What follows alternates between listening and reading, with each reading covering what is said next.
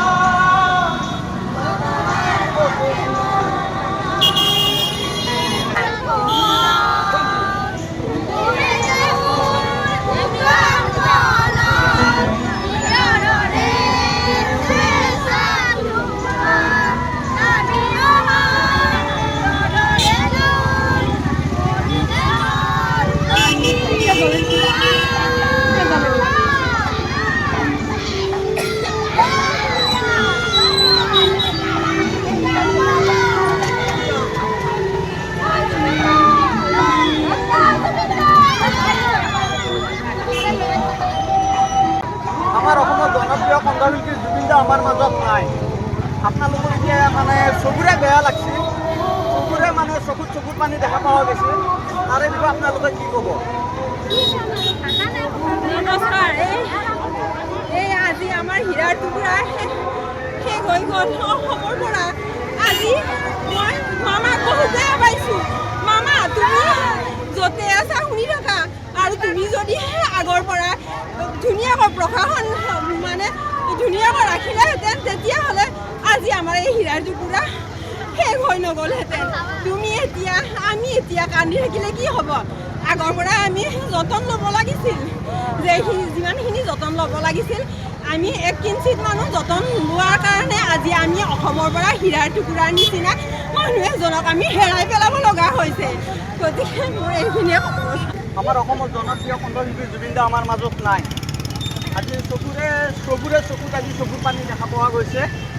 তাৰে বিষয়ে কি ক'ব আপোনালোকে?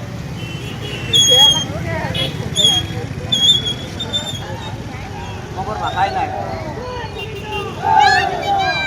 ঠিক আছে,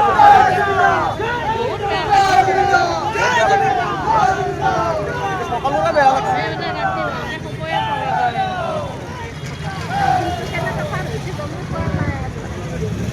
ঠিক আছে বাইদেউ, ধন্যবাদ। আজি আমাৰ অসমৰ জনপ্ৰিয় কণ্ঠশিল্পী জুবিন দা আমাৰ মাজত নাই। জুবিন দা এটা হীৰাৰ টুকুৰা আছিল। এই হীৰাৰ টুকুৰাটো মানে গুচি গ'ল। কি ক'ম, ভাষাই নাই ক'ব কাৰণে। তেখেত যে আমাৰ মাজত নাই, সেইটো মানে বস্তুটো মানি ল'বই পৰা নাই আমাৰ অসমবাসী ৰাইজে। তথাপিও ভাল লাগিছে এফালৰ পৰা যে আমাৰ প্ৰশাসন ৰাইজে আমাক বহুতখিনিয়ে সহায় কৰিছে। তেওঁলোকে মানে দিনৰ দিনটো আমাৰ কাৰণে থাকি কিনে যিখিনি আমাৰ কাৰণে কৰিছে, সেইখিনি তেওঁলোকৰ কাৰণে বহুত মানে ধন্যবাদ দিব লগা হৈছে। ঠিক আছে, ধন্যবাদ।